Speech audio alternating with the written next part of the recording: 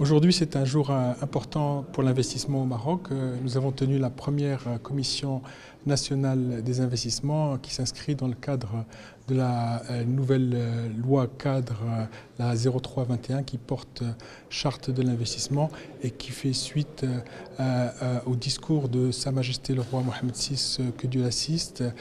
au cours de l'ouverture du Parlement en octobre 2021, au cours duquel il a appelé à la création d'une charte compétitive de l'investissement et dans les plus brefs délais. Et donc la loi a été promulguée, les textes d'application sont sortis, les décrets, les arrêtés. Et aujourd'hui, c'est toute cette gouvernance de l'investissement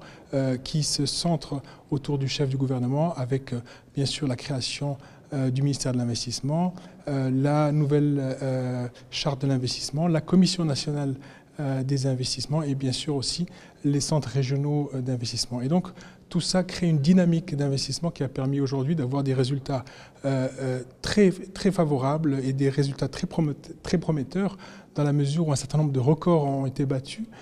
notamment un record par rapport à l'investissement privé, puisque la Commission a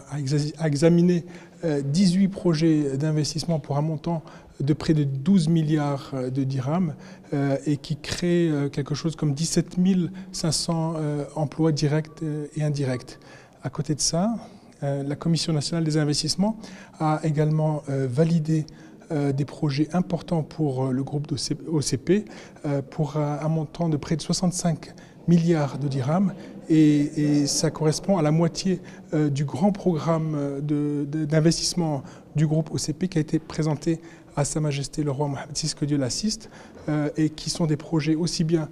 du core business de l'OCP dans la mine, mais également des projets d'assainissement d'eau, enfin de désalinisation d'eau, des projets énergétiques pour l'autoconsommation et pour la production également d'hydrogène vert. Il y a eu aussi une première lors de cette commission nationale des investissements, puisque pour la première fois, le caractère stratégique a été donné à des projets, et là encore, c'est des montants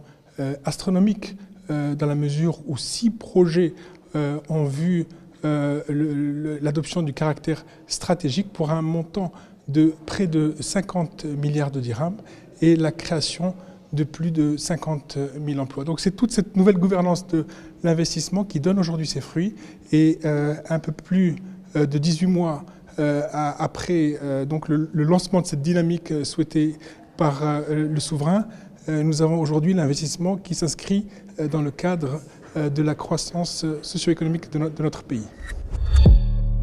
ما تنساش تشترك في القناة وتفعل الجرس باش يوصلك جديد الفيديوهات من هسبريس.